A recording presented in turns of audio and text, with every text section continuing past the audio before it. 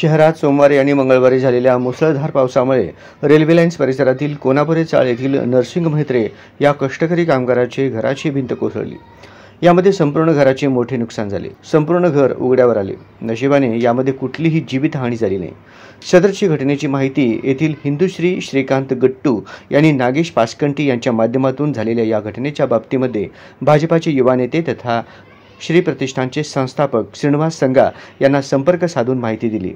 या घटनेचे गांभीर्य लक्षात घेऊन श्री प्रतिष्ठानचे श्रीनिवास संगा, प्रतिष्ठानचे सल्लागार अनिल रोहिटे, नागेश पासकंटी, श्रीनिवास चिंतनपल्ली यांनी भर मुसळधार पावसात कोनापुरे चाळ येथील म्हेत्रे यांच्या घराची पाहणी केली। मुसळधार पावसामुळे म्हेत्रे यांच्या घराच्या पुनर्बांधणीसाठी श्रीनिवास संगा यांनी दातृत्व दाखवत संपूर्ण घराच्या नव्याने बांधणी करून देण्याची जबाबदारी स्वीकारली।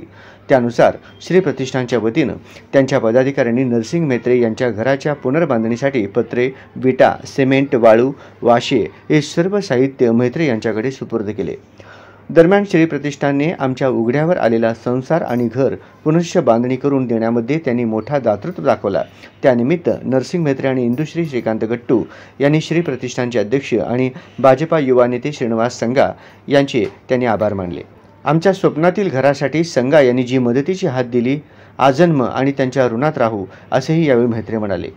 श्री प्रतिष्ठानचे संस्थापक तथा भाजपाचे युवा नेते श्रीनिवास संगा यांनी घटनेचे गांभीर्य लक्षात घेऊन या कष्टकरी कामगाराचा घर आपण नव्याने पुनर्बांधणी करण्याची संपूर्ण जबाबदारी स्वीकारली। त्यांच्या सूचनेनुसार आज आम्ही या कष्टकरी कामगाराच्या घराच्या बांधणीसाठी लागणारे सर्व साहित्य नरसिंग म्हेत्रे यांच्याकडे सुपूर्द केले असल्याचे यावेळी नागेश पासकंटी यांनी सांगितले।